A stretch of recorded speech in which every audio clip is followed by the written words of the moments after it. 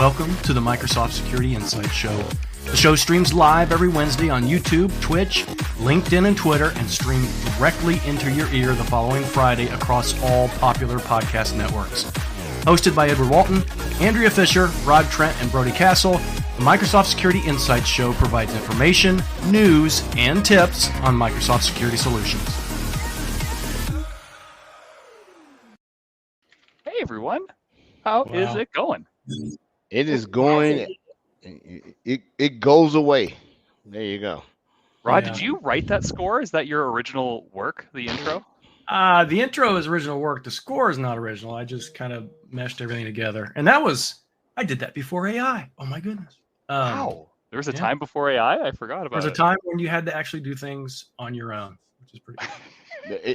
That time is still here. Yeah, I agree. I'm still doing a lot of things on my own. I could use help. Yeah, I somebody said something similar to that. They come on my house, like, man, you big time technologists, cybersecurity, blah blah blah blah blah. There is no intelligent devices in my house. Well, some of them you can't avoid because the TVs have them built in. But I purposely went through every TV and went through every setting and stripped off everything that could be talking out. Right? There's no IoT in my house. Well, the only thing I have is a Ring camera. Nothing else. Boomer alert. Okay. Yeah. Boomer alert. Okay. Okay. When they're using your ass as a battery to power a matrix, there you go. We're pretty blanked by that point. If they're using my ass as a battery, so Yeah. and they're powering this simulation in your brain, and you got a thing in your back of your neck. No. Yeah. No. If it's being powered by your butt, then that's not. There's something else powering it. I'm sorry. Yeah. Taco night. Yeah. Well, you know. Well, anyway, no. But... Been great talking to you guys. I'll check it out. That's all that makes the show, right? Everybody take themselves seriously. Security can't even be taken seriously because we wouldn't have a job. That's true. People would do what they were supposed to do. Yeah. If everybody that did silly things to make their systems unsecure, if everybody got their due, everybody would hate each other. Yeah. Well, anyway, I don't know where that came from. That sounds like totally. I don't know where that came from either. Right. He walked and bumped his head on something. There you go. Yeah. All right. But anyway, welcome to the podcast. Everybody's sort of out. I'm sort of out of wits because I've had to move some stuff around. Because did anyone saw me join the podcast at 4:00? I thought I was on I thought I really had something. I was like, I'm gonna text each one of them. Why are you late? And I realized, oh, that's funny. Yeah. Yeah, we need to get on we were trying to do 4, but that doesn't seem to be working out well. So to our listeners, we've sort of got off the guardrails. We're going to get back and be more professional. We're going to do it. But anyway, Andrea, how you doing? I'm good. You're looking all happy. You up to something? No. Well, I had the day off yesterday for my friend's birthday, so we went and sat at a fancy pool and drank fancy drinks all day. So I'm feeling very relaxed. And I like fancy. Anything interesting in the tech world that you did? Slowing down toward the end of the year. So I've been helping one of my friends who's a data and AI specialist work on a blog. Rod helped with some of that. Finally going to publish it just about Open Azure AI service and how it is, in fact, secure enterprise solution. So that should come out this week sometime. Other than that, just kind of trying to keep up with all the announcements going on. And I think next week, June 20, we should have a bunch more.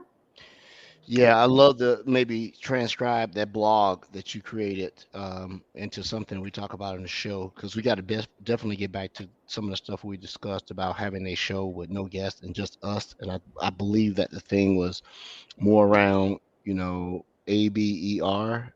I think A stands for Andrew, what she create. B stands for Brody, what did he fix? E stands for Edward, what did he break? And R stands for Rod, what did he hear? Right. So I still got the sticky note and put it anywhere. We got to get back to it. little thing. How many sticky notes do you got there? Like, can you flip the camera around? Is it like a whole perimeter of sticky notes around 3 monitors, or what? It is Yeah. disturbing that you would probably call somebody and say, "Go check this address." Yes. there you go. It is just like that. Like the murder board at the police station. Yeah, Right. Finally to the Canadians. So other than that, Andrew, everything's great. Everything's good. Yeah. What about you, Brody? Well, I'll tell you what, I don't know if I'd qualify really well on your sticky board right now because I've been leading more projects in an architect capacity than actually consulting and doing technical delivery. So I'm kind of like overseeing teams doing the fixing. And it's been great. I think that's where my career goes next, honestly. And I enjoy it. Life's good. But you know what I'm also doing?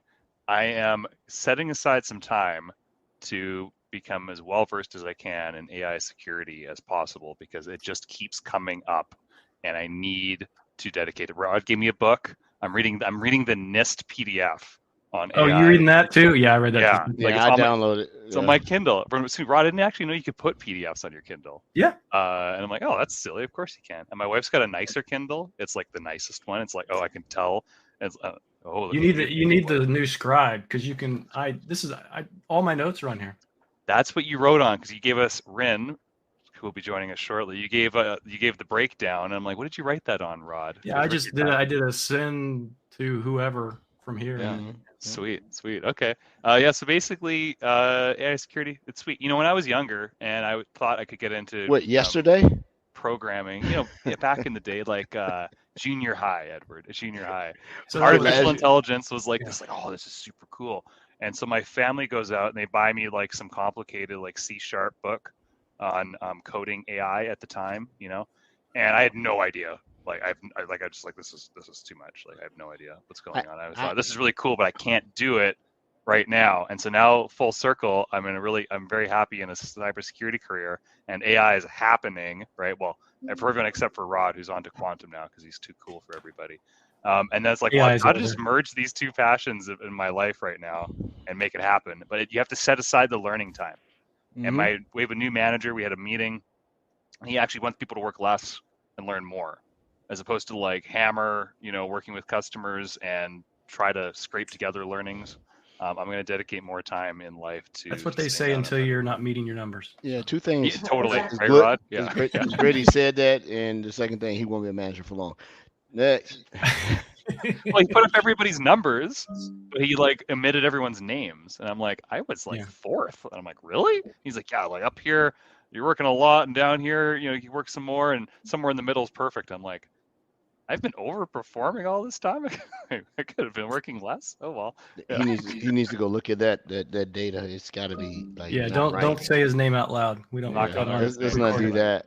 But we should all set aside time for learning. I think we can agree upon that. Oh, absolutely. Yeah. Right. Mm-hmm. Okay. Yeah, absolutely. Yeah. That's my smart final thing to say. I'll hand it over to Roderick next. Rod, oh, myself. Yes. As you mentioned, I'm really looking forward to tonight's show with our guest because him and I discussed AI yesterday, right? And that's literally all I've been working on for the past 6 months or so. Brody, I have some other slide decks I think you'll absolutely love. Since you're getting into AI security stuff, I have some stuff that you please remind me a little bit later. Are they Richard? A couple of them, yeah. Yeah. Okay. Yeah. Okay. Cool. A couple of them. Yeah. Yeah. Drown me, Rod. Drown me in information. It's whatever. That's it, Rod? You good? No, I did want to highlight something. Two things. I want to highlight two things. Number one, this is kind of important. This was kind of I knew about it, but it was out of the blue for our Microsoft Sentinel customers. We are deprecating the ability to run playbooks directly from analytics rules. The idea behind that is that you run a playbook from an automation rule. The automation rule has enough logic in it that you can determine with that automation rule where it needs to run and where it doesn't based on, all that different criteria. So I know a lot of our customers have built the automation into the analytics rule. Analytics rule runs, it finds that thing that it's looking for. It runs that automation to either provide enrichment or to provide some efficiency for the SOC. Kind of need to take a look at those. You're going to have to change those over time. It's supposed to be end of life very soon. I can see maybe why, if you had to look at it from a human standpoint, it's the second set of eyes. Yeah. So rather than knee-jerk reaction based on purely analytic rule and the alert and or incident, let the automation rule run against it to categorize and see if it needs to move forward, and if it does, then run the playbook. Yeah, that makes sense. Yeah, because if your playbooks are firing on false positives while you're still tuning your detections and alerts, right? But if it's running off an automation, that means it's sort of been vetted for the automation to go back and say, yeah, there's a pretty good chance that is what has happened. So let's go do this. Yeah. What I'm having problems with is, I'm glad you said that, and maybe our guests may know when we come on. From an automation, how many playbooks can be run simultaneously? You can only run one playbook at a time. Well, you can change the order. You can chain them together. But I've never heard a limit because it's compute, right? And it's compute. Yeah. It just all this question that came up, I'm like, I would assume they can run parallel, sequentially. I don't think there's a limit. I mean, I don't think there's a true limit. There's probably some kind of silly UI limit. Yeah. Well, last thing I wanted to highlight for those listeners and watchers that have not experienced our Discord server yet, if there's anything that's going to drive you there, it's the recent pictures from Brody's garden. They're absolutely awesome. For those who are just listening, come back to the video show and take a look. I'm not going to show all the pictures, but if you're looking, there's a Defender for Gardening channel in our Discord server, and Brody has pictures of all of his garden. And oh my goodness, I'm going to hire him someday to do my yard. That is so kind of you. I'm waiting for the flowers to pop in the back. We have a lot of perennials, and we're hosting a baby shower for some friends on Saturday.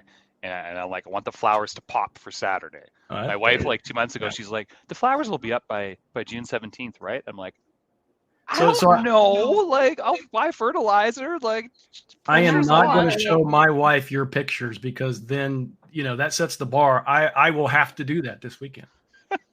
At the Masters, Brody, as our golfer, at the Masters, they literally go out there with a hairdryer and get the flowers, the azaleas and things to bloom. They literally have it down to a science. So you get out there with your hairdryer and see if you can get them to bloom. A hairdryer can do that, because I've got a hairdryer and an extension cord in the house. So if that's what it takes, I'll look it up and see. I forgot. Golly, I've been knowing Andrew too long. I forgot Andrew's a big time golfer. I surely forgot that. Yeah. Golfer, Andrea? Not a golfer. I come from a golfing family. Family. She's a big time golfing influencer. I was just at the Masters, and I'm telling you, we were out there with blow dryers, and we were doing this, and Hey, I told the groundskeepers, hey, you guys probably need to, I've been to the Masters once, so it's all right. It's all right. My I want to go to that Waste Management Open where they get loaded. Zach Johnson, so Zach Johnson is. All right, Roderick. Anything else you're going to tell us today, man? I guess it's sitting here. He got things to do. There's things I could tell you, but I'd have to kill you. That's sort of like the impossible thing. And maybe I'll tell you those things 2 weeks from today. How about that? Yeah. So let me get my affairs in order. Since you have to kill me, let me get my affairs in order, right? So for me, nothing. A little bit of validation, vindication for Edward. So for our listeners and everything, I'm going to go on a long rant. I was right. Oh boy, here we go. For Ed, that we were talking about the requirement for putting the Azure monitoring agent on endpoints on premise with the Azure Arc is a requirement. And I'm like, that's not true. And people are like, yeah, you do. And I'm like, so when you go through, we've had Thomas on, we've had people that are in, very, very versed in the Arc agent, AMA agent. And I'm telling them, you do not need to use Arc to put it on premise. And when you go to the docs, it doesn't say required. It says recommended. Well, with the recent announcement that you can deploy AMA on premise without Arc, and the reason why, I understand why some of my experiments were working and some of them weren't. So you can deploy the AMA agent on premise with the Arc, overlay management plane. Now you can do it with MSI, but you've always been able to do it with MSI. The problem is, and I was telling you about this, Rod, you said you didn't know, why would some of my servers fail and why would some of them succeed? Reason being is that when I deployed the AMA and that server wasn't joined to a directory service, there was no authentication, whether AD or AAD, because the MSI checks that. So once it was joined and then I did it, it worked. And I never could figure out what the difference was. So go read the article that it released. They released the MSI and they also did some dependency changes so that that server could do it. Now, it's something funky the way they do it for Linux, but go check it out. The whole thing is there. Because I was able to get the AMA to work without having ARC. And I kept telling everybody, like, no, you can't. Yes, you can. You know, they were like, well, it doesn't work on Debian distro. It's not supported, but yes, it does. Right. So, yay for Ed. Nobody will realize and nobody will say, yeah, you're right. But I feel good about it because, you know. That all sounded amazing, but I'm not going to lie. I was reading up on how to make my flowers pop with a blow dryer the whole time. Really? Edward, I'm really happy that you. Carl right. Spengler. Yeah. Is that what it is? All right. Can we bring on our guest? I know. Yeah, I don't even know if I want to stay on there. Yeah. Come on. So to our listeners, to our supporters, this is probably the most rambling we've done in a while, but you know, we don't get to see everybody's having withdrawal and interaction issues. Rin has been one of our first guests, a peer of mine, hired me in my role at Microsoft. He literally interviewed me and run me through the ringer of a sort. And he's come back on because he's changed roles. He's a big wig now doing the super things. And we wanted to have him come on and talk about, you know, what he's been doing the last 6 months. Well, has it been 6 months? 6 months, maybe. Rin, welcome back to the show, sir. Looking good. How are you? Thanks for having me. I'm very well. Ah, okay. I think your beard is even bushier than the last time I saw you. Yeah. It's crazy. We shaved it off at the end of January, and what is this now? 4 months worth of growth? 5 months? Wow. 5 months, yeah. So, yeah. I'm gonna start calling you time lapse Rin. You better just grow while you're looking at it, right? Last time I saw him, the beard was all white. He was doing the Santa Claus thing. So yeah. Yeah. So true. Yeah. Good to see you again, sir. Thank you for taking time to come back on. I think I sort of asked you when you changed roles a while back that once you got your feet up under you, I would like for you to come on the show and talk about what you were doing. Once I realized what you were doing, I'm like, wow, okay. Yeah. So, you know, come on to the show. Let's just assume that nobody knows you. Please introduce yourself. Yeah. Well, to your listeners, my name is Rin Ure, and I've been with Microsoft quite a while, actually. But the role that I just took, I'm the U.S. Cyber Defense Operations Center SOC Triage and Analysis Manager. So I manage a team of analysts within our CDOC, and we're doing some pretty cool stuff around protecting not only Microsoft but also our customers across cloud and AI. So. I'm excited to be here and just kind of, I feel the warmth. You guys are awesome. So thank you. That title definitely doesn't fit on a business card, Rin. No. Is there an acronym that we could? I was going to ask. Yeah. Right. 15-character acronym. Rin, how long have you been in this role? 4.5, 5 months, give or take. About that. Nice. Yeah. Still in the definitely learning phase. Hands down. Yeah, it takes about a year. That's what my wife tells me anyway. Any role, you really take about a year to get ultra comfortable with it. So I'm sure it's funnel in based on the amount of the amount of work that role. I'm sure involves. Actually, there's an exception to everything, and Rin is the exception to what you get. That is a norm for 99%. But Rin's history means that he's circling back. So this is not foreign to him. Yeah. So maybe as we get down toward the back end, he'll give his history on how he's, did this thing and came on back. So Rin was you can never not be one of the principal GBBs. Interviewed me, taught me a lot.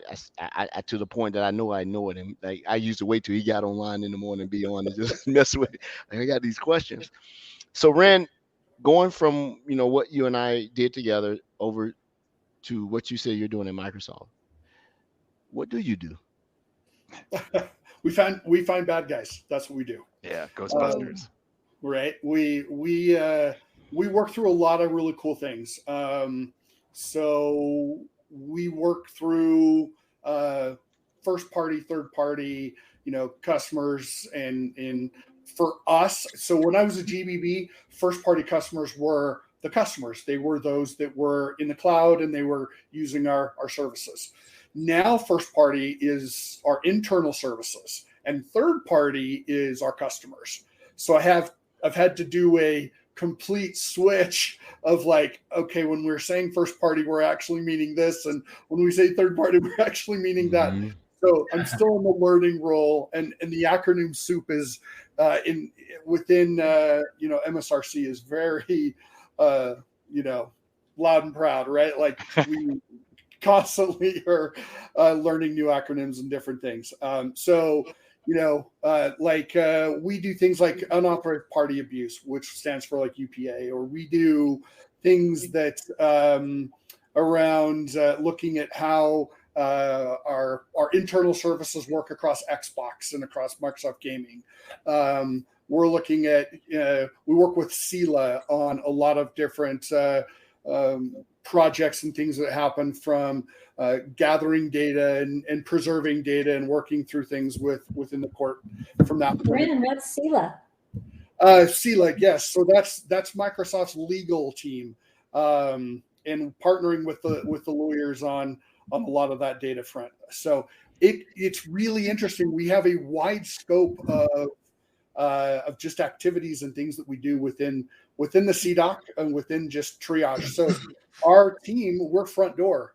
Everything that happens across cloud and AI to our internal services to how our customers operate within the cloud, all of those activities and those things, traverse through my team. And it's exciting and it's challenging and it's rewarding, and I'm being thrown through a lot of just learnings. So it's pretty cool. Before I ask my next question, you did mention AI, and we want to talk about it because you cannot not talk about it, right? Yep. But this conversation got an acronym heavy at the very beginning, so let's not assume everybody works at Microsoft. What does CDOC stand for? Cyber Defense Operations Center. And in layman terms, it's our SOC. Okay, just want to make sure. We just want to level set for everybody because I know exactly what you're talking about. So you were talking about your duties and responsibilities, and you didn't finish your thought train without mentioning AI. So I know what SOC does. I know what you've done in the past. You and I worked together for 3 years, and so I'd ask the question right off the bat. You mentioned it. How is it affecting how you're going about your business from from the way you do your job to the way that you advise others? Yeah, we do a lot of machine learning. The AI portion is new, and we're looking at how we can bring generative AI into the SOC or into the practice within the Cyber Defense Operations Center. And so we're constantly trying to evaluate where can we plug in those efforts and get the right output to help augment our teams towards investigations, towards analysis, towards detections, even as far as looking at our standard operating procedures. Okay. Is it something that is, at discretion to use, or is it something that this is going to become our MO, how we go about our business, that you have to have it included in the way that you continue to grow your CDOC or your SOC?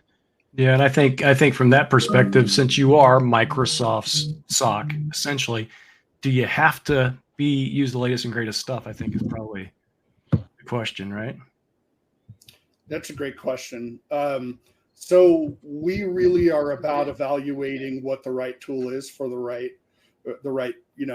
job, and we look at it from both what does Microsoft bring as far as the tools that we've developed within the security portfolio, and also what tools have been around longer than our own portfolio that we have in-house. and how do we bridge those together? So that's really where our evaluation process begins. I'm not going to commandeer all the questions, but I like the thought-provoking questions. When you were talking about legal and how you have to operate with them, you never really gave any landscape on what you have to go consult with them about or get advice about. But one of the things I would have to think is that, we tend to look at AI purely from a technology perspective and not how it's actually being used. And to me, AI is a thing, but it's not the thing people say. There's no artificial intelligence, and we can debate this on a later podcast, right? Let's call it fake intelligence. It's fake intelligence, organic intelligence. But what about the things when people who push against AI in the social, circles say it's the same thing that's happening in the commercial? What about, is there bias? Is there, diversity in AI? Is AI, been created in the ability to simply say something like this, which I have never seen it say? It's come through with something. I don't know. Or I don't want to answer that question. So is there a difference between how you go about using AI in a public, not public set, but a community or civilian versus what you're doing in technology? Are you guys having to look at both of them and consider them? We want to use ours within a secured environment, right? And rather than a public open domain. Because of the way that we're looking at it from a response to our processes, to how we work through cases, to how we identify and run investigations. All of these things are important. And so we would look at it more behind a closed and protected environment versus looking at the generative AIs that are out there within the public domain. And so it would be a little bit more guarded and, towards the data entries and questions and data sets that we're, giving it access to, if that makes sense. Yeah. Yeah. So I guess also you talk about your kind of researching and looking into it of how to utilize it within CDOC. What is your approach? What are you trying to improve? Because obviously when you invest time and research into a new tool and you finally ultimately, hopefully, maybe decide that you definitely want to use it, what is your approach? What are you trying to, what's the big benefit that you're looking for? Right now, time, efficiency, and things like that, I guess. Yeah, it really does come down to time. So any threat actor is going to have a lot more tools and time on their hands in order to take the time to get it right, to infiltrate, right, to find a vulnerability and exploit it. We, more often than not, blue defenders are reactionary. And how great would it be if we had more time to be able to do the things that we know we need to do in order to get in front of our adversaries and that threat landscape? Having an assistant that could identify patterns and opportunities that could help reduce the amount of time it takes to identify activities that would put, that return back in our favor and give us the ability to skill up. One of the things I talk about when it comes to generative AI is you're going to see this hockey stick of knowledge. We're going to become more knowledgeable because we're curious. And the more data sets we feed it, the more questions we feed it, and the more diversity and inclusion we bring to it, then we start to remove the level of biases like Ed that you were talking about. It has to become a community thing. We have to get lots of points of views, lots of different backgrounds, lots of different experiences, lots of different, individuals that are coming at this thing from all different walks of life to really try and shape a more opportunity view so that when we do put in things, it outputs something that is not only thoughtful, but that it is imperative to help us grow. All right. And it takes us on that journey. But we have to help guide it. And we can only do that through our own points of view. And so that's why we need lots of points of view, lots of diversity in order to drive the right type of return. I love that. Yeah, absolutely. We need diverse teams in order to feed a diverse platform. Ed, I'll do a follow-up after your comment. Go ahead. I'll ask the question because all the pundits, or not all the pundits, but the technology resistors, or so people say, AI is going to take our job. Rin, is AI going to take your job? No. Okay. I like it. There you go, right there. I love this because this is the follow-up I want to add, because I'm down. I've drank the Kool-Aid. I want augmented assistance in our security operations centers. I just, the notion that it's it's going to take your job, it kind of bothers me. And I was actually talking about this with some boys when we were golfing the other week. So I'm going to steal some of their smart thoughts. I'm going to run it by you, Rin. So if we think about, let's say, security copilot, let's just call it something, right? If we look at a tool like that can augment and perhaps dissolve the need for tier 1 triage, or the need to staff it as much as we have. So people are worried about that, right? Do those individuals now come in to security operations in a career at a higher level automatically because the lower level items are being taken care of? Or how do we ensure that we've got junior individuals who are able to upskill and get to tier 3, so to speak, or get to the gray beard level? Like, if we start removing that lower level extra stuff that maybe Security Copilot or a similar solution can help with, is there a concern that we're kind of getting away from our roots as getting into the logs, really investigating, learning the nitty gritty? Or do you feel like we're going to just be more valuable operations individuals because we don't have to worry about that minutia, and we can still focus on the higher level things? I will answer this question this way. My analysts' roles are so complex that I think it will take time before we have a generative AI that can understand the nuances between tooling, different KQL queries, different attribution across assets, identities, and accesses, looking at it from whether it's in the cloud, on-prem, service to service.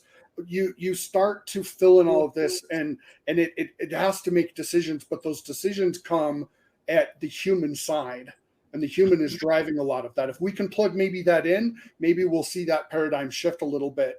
But we've got challenges just in the number of toolings and hops and things that we're doing in order to address one type of alert versus another type of alert. We also are partnered with our legal team on looking at verbiage and how do we drive this language versus that language. How do we make sure that this is applicable to this situation? And we have a lot of things that transition from what we do in bulk to what we do, onesie twosies here and there. So it's complex. If it was maybe a smaller SOC, right, you're starting out, leveraging something that's generative AI related, like Security Copilot, that could act as an assistant, you could plug some TSGs in, you can plug some data sets in, alerts, case management, and have it start to output, hey, I recommend you take this action, or that you do this, or hey, if you automated this, I could do this for you. That might be, the future. And I think we're certainly going that direction. But I think from a complex enterprise level SOC that we are, it's going to take some time. And I think that where generative AI is today in regards to security data versus the general public domain data that people are feeding in, those are different data sets with different mentality and different mindsets that we've got to be mindful of when trying to train and feed that data. Yeah, and I think that's a huge misconception, to tell you the truth, because I took my grandson back to my daughter last night. He was over yesterday for a little while, and I don't know, there's that fear and doom. If you read news article for very long, all day long, then you're going to see everybody, AI is going to take over the world and it's going to kill everyone. So I spent half an hour last night explaining what generative AI actually is and why it cannot do that, because humans are still in control and always will be. It's just, it's interesting just to kind of see, because Ed, brought up hey, it's going to take my job, which is not the case. Hey, it's going to kill us. Ed did not sit here and don't make it seem like Ed said it was going to take his job. No, Ed it was a said, question. I It was heard a question to make sure. Probably take your job, Edward. Pricing. Ed, sales will always be a job. I tell you this, since you go to sales, I want Rin to co-sign me on this. We're about to pull a Gore and I forget the other Elon Musk. Rin and I created Security Copilot. During my interview, Rin asked me, if you could do one thing, what would you do? And I said, I would make predictive software that looked at trends and would take action, like Minority Report. And you and I were going through, we're like, oh man, we can build this, right? So we would take the screens and be able to look at stuff and say, hey, this is going on, whether it does it or not. Let's go back and see if these patterns is something that we need to go in and patch this in advance before, go look at these things, right? So the thought about doing what Security Copilot is not new. That was something that we talked about 3 years ago, just in the interview process. That was a fun conversation. Yeah, it was like, oh yeah, let's do it this way, man. Let's build this. I was like, we can go build this, Rin. Let's leave. One of the keys that, depending on how you're defining AI, we're already using Fusion inside Sentinel, which is machine learning. How are you defining it? But especially for that first level SOC, let's automate away with AI some of those things that are burning them out. That's the number one complaint we have with that first level is let's let them not have to look at the same alert 5,000 times. Let's get those things fixed. And so, my hope and dream for all of, the AI stuff is that we're really going to be able to focus on the things that matter. So. Well, and I think that's been kind of the big case for Sentinel from the get-go, right? I look at it as kind of really probably the most efficient SIEM out there anyway. So I'm interested at how this Security Copilot or whatever, happens to come out, how that's even going to improve that efficiency. That's, to me, I think it's the thing I can't exactly visualize yet. It's funny. Go ahead, Andrew. I'm sorry. I was having a conversation with one of our security folk on my state and local government team, and just talking about, like Copilot or whatever it might be, recommending, if I get X incident, should I do Y? And he's like, how many people need that? And I was like, 80% of my customers. So I don't know. I think, a lot of you work with some of the bigger customers, but, I work with these tiny little state and local government agencies who are, 3 people are running the entire shop. So anything that can make their life easier, I think is really going to be a great thing. Yeah. Similar customer too, Andrea, SLG down in the South, and like they've got a team of 2, and there'd be nothing better than for me to be like, here's a way that we can help augment your team and save you time, because every day is fighting fires and there's no time for proactive work if you're being reactive all the time, right? And it's not because you don't want to, it's just because you're resource constrained by one reason or another. Sorry, Rin. I think what you're saying is spot on, because there are times when things are modular and you're going to use the same response or the same actions across the board. Then there are times when they're nuanced, and making a determination on when you follow a nuanced path versus a modular or a static path. These are some challenges that even humans face today within any given, security operations center. Having a generative AI look at patterns and look at, TSGs and standard operating procedures, and then going back and having access to casework that it can pull out some of those nuances in conjunction to the standard operating procedure that you used in the past, and then making recommendations as things change.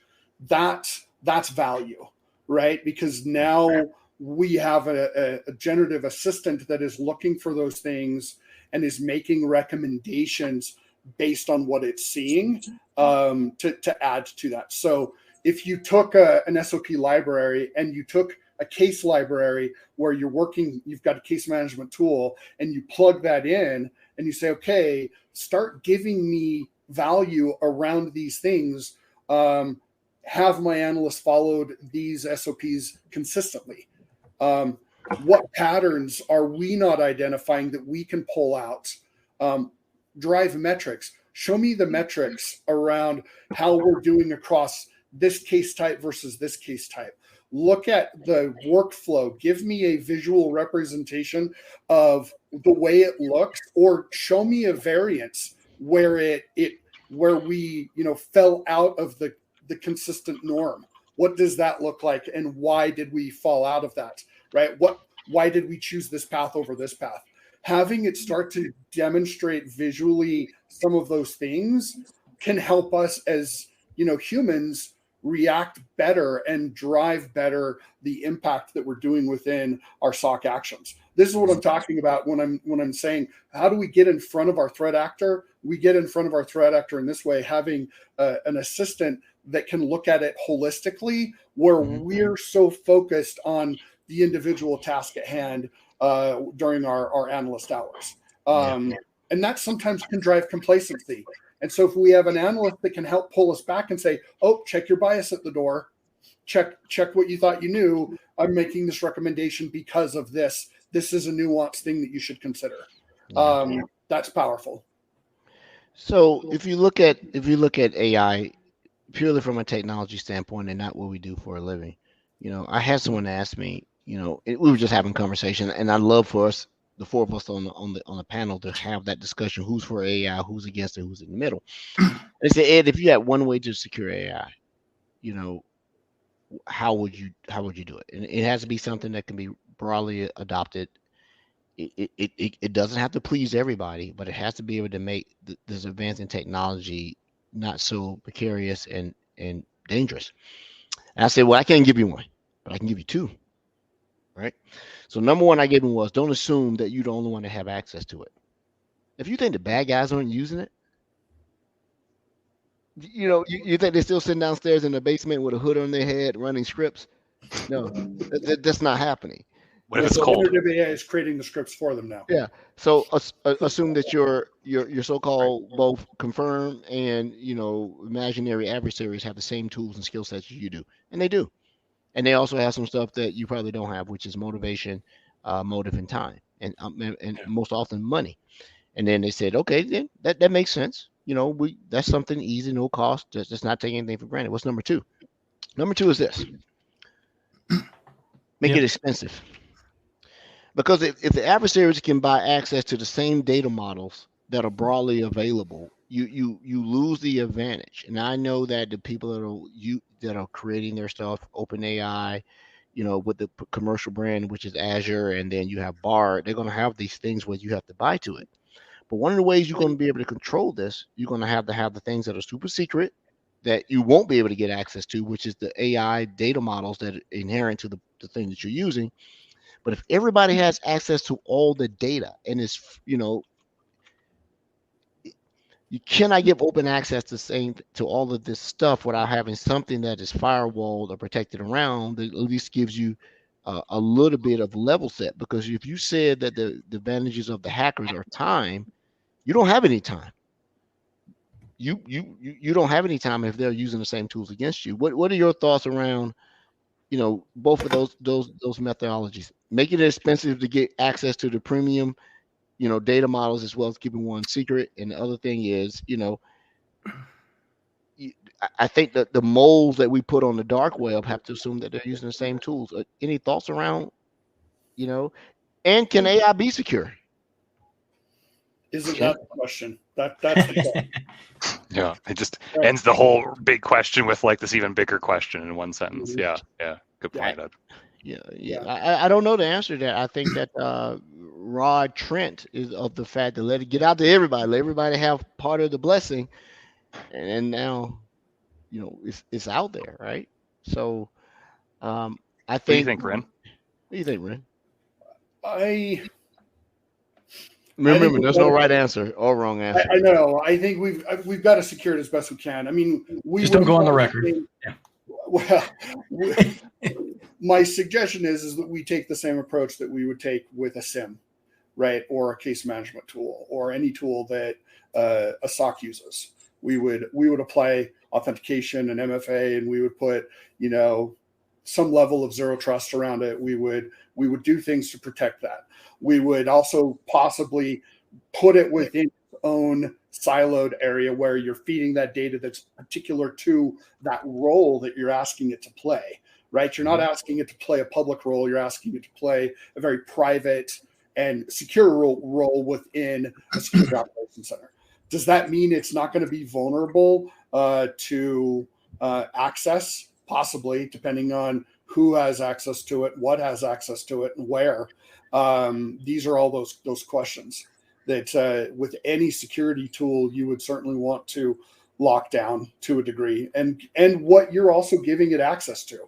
I think that's the other question I ask myself quite frequently is, what would I want to give it access to, and what would I want to give it access to that others may be able to take advantage of, right? So we have to be very mindful in having that conversation.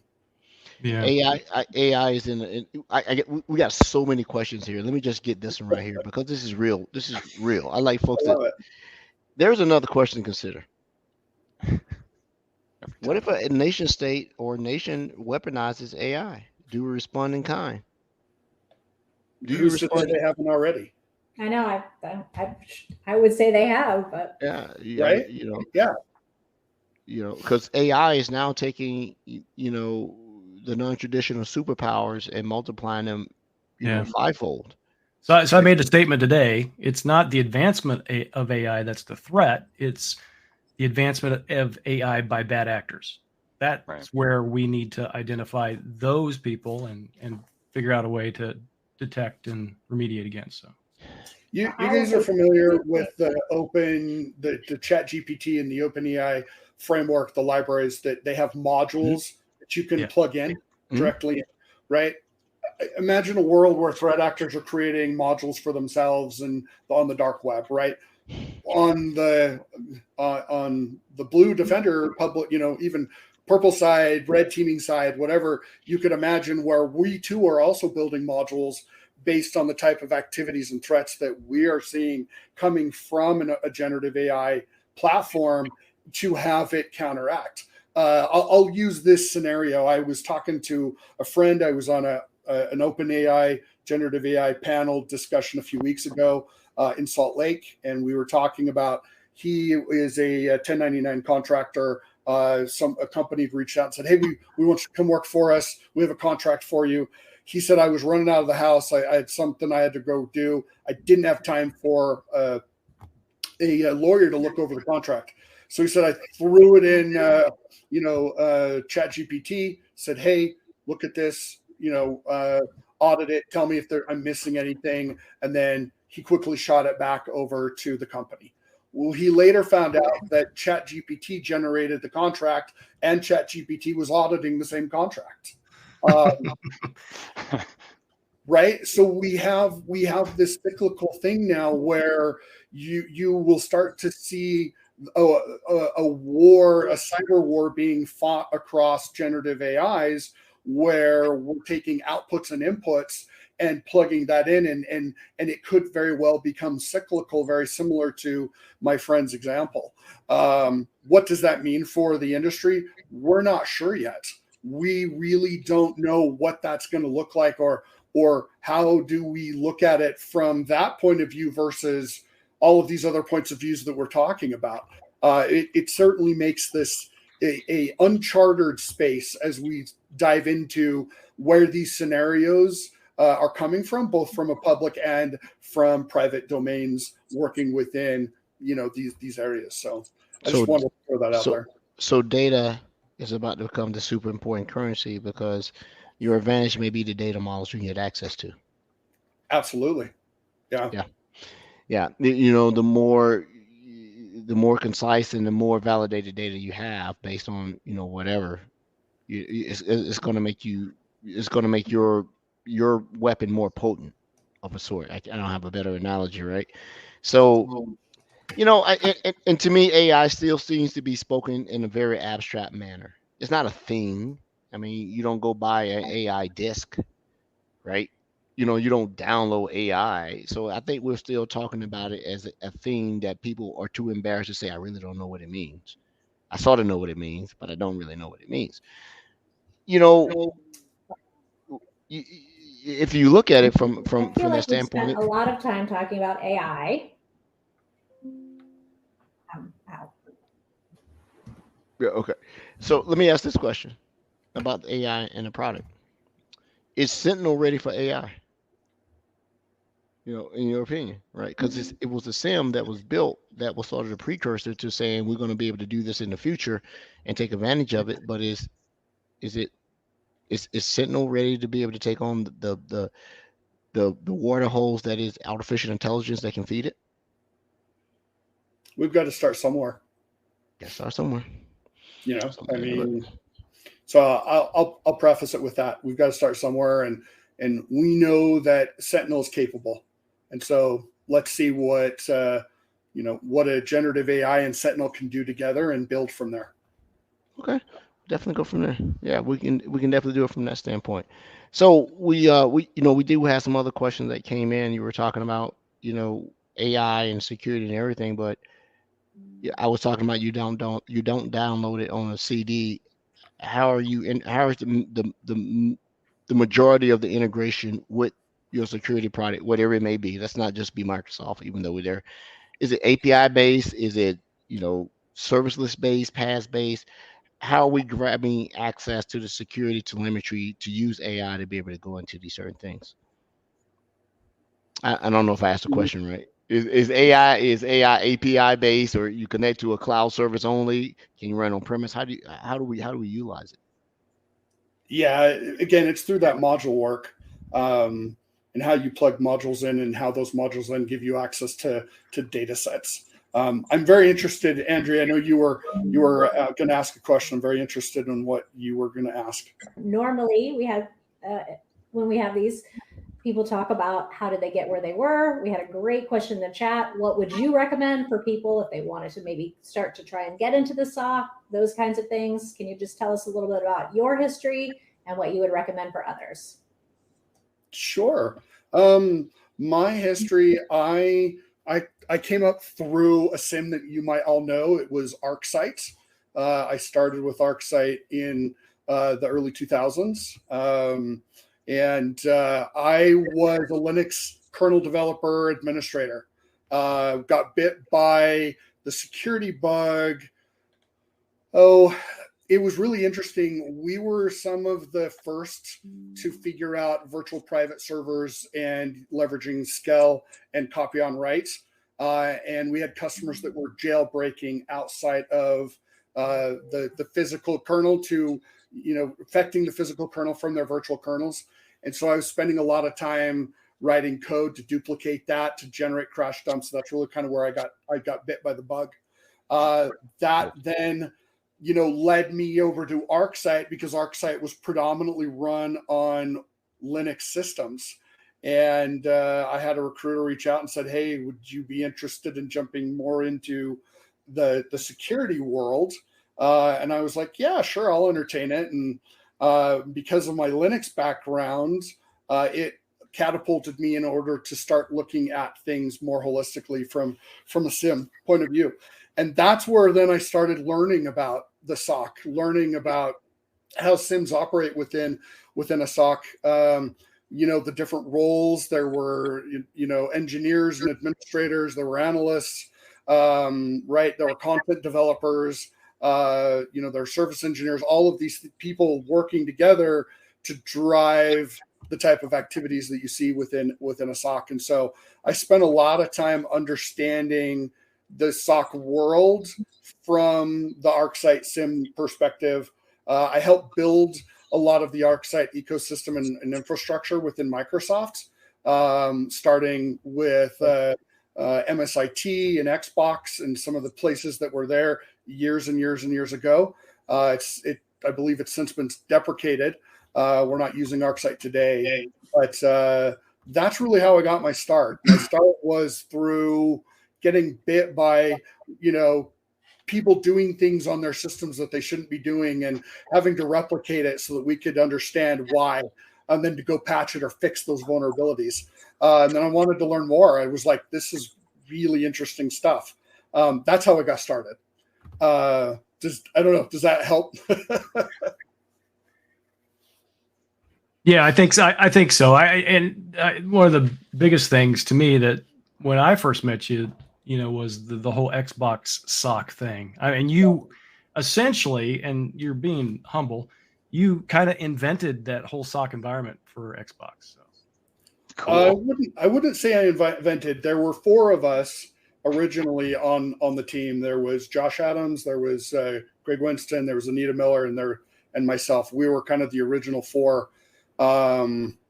And we were really, so I built the ArcSight infrastructure as through an ArcSight contract. And then they said, hey, you built it, come work for us, come be our architect. So they brought me over to Xbox and we started putting pieces together, looking at it from, we built a very, very small V-team SOC where we had analysts that were reporting to me and Greg. And then we slowly started looking at what does this look like at a larger picture. Fast forward from, say, 2012 to 2014, 15, give or take, the Cyber Defense Operations Center was starting to take shape. And there we were building kind of a hub and spoke model around, okay, we've got the core set of responsibilities within the CDOC. We have technical duty officers from these different, spokes that come in from all of the different organizations, and they sit in liaison with an executive duty officer, and then together, depending on if activities would jump from one organization to another organization within Microsoft, we would then partner to try and drive remediation, work with services, build our SOPs. So all of this was starting to come online at that time. So now, fast forward, now here we are, 2023. We're now bringing it all back full circle into more of a one cloud SOC model, where the teams that we stood up in that 2012 through 2014, 15, 16 era is now being collapsed and consolidated back down into what is within the CDOC. And those teams are now respectively my team and my peers' teams across the 24/7 geo. And that's exciting. It's exciting to see what we started with clear back when we really didn't have a lot of tools. We didn't have a lot of experience from, people inside Microsoft trying to figure out how to lead that out and driving that to what it is today. I left that org for a time. I jumped over to sales. I was on the sales side with Ed and team and leading Sentinel with the product group and driving that because that was a passion of mine. I wanted to see that if we were really going to get into the security business, I wanted to make sure that we were doing it right because, again, I was bringing a lot of my Splunk and ArcSight, Logarithm, even some Spark experience to the table to really make sure that we had a solid product on the Sentinel side.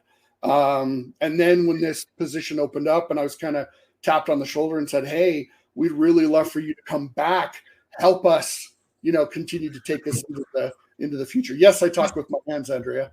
No, I was just saying, come back. They wanted you to come back. While I was out, they kept dragging me back in. Yeah, it's good to be wanted, man.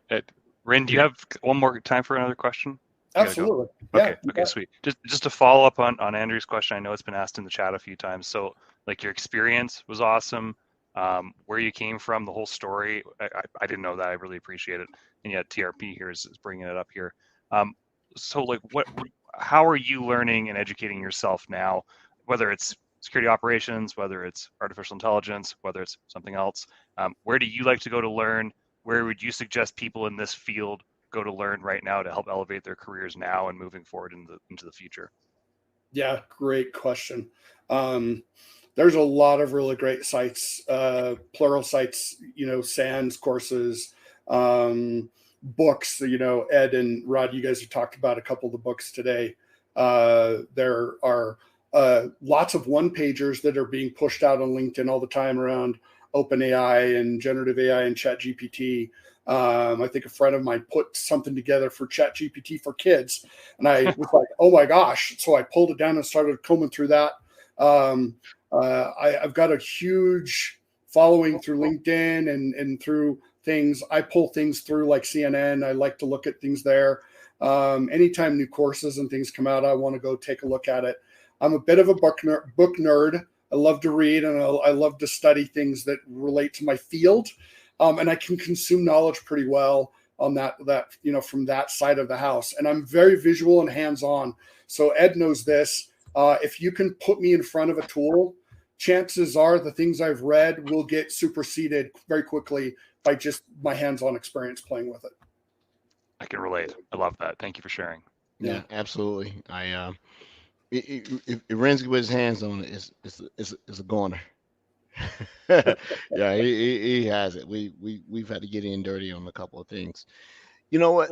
This was a big brain conversation looking at what the technology landscape is going to look like of a sort. It's going to change every day, and it's like I told a few of our guests. The AI, machine learning, whatever you want to call it, it's the new shiny. It is. It's just a new shiny. It's okay. But unlike cryptocurrency, my opinion, to all you crypto heads out there, don't at me. It got in front of the thing that was the real thing, which was digital ledger and blockchain, which sort of, reduced the importance of what that technology ultimately could be.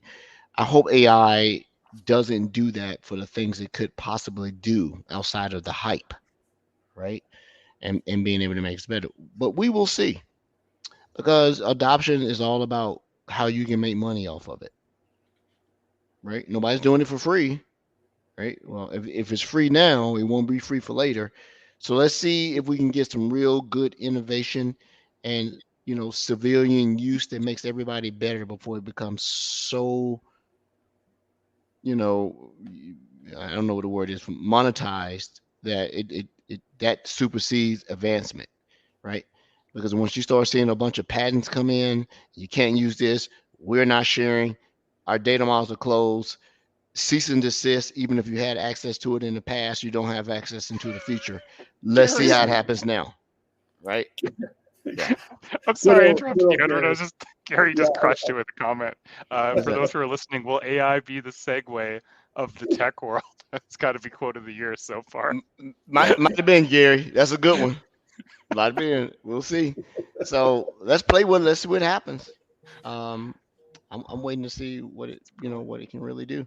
Ren, it's been good to talk to you, sir. I know we had a little bit long. We started late, but we like to see the advances of real world practical use of it, and you're going to have an opportunity to do it, for bad or worse, right? Right.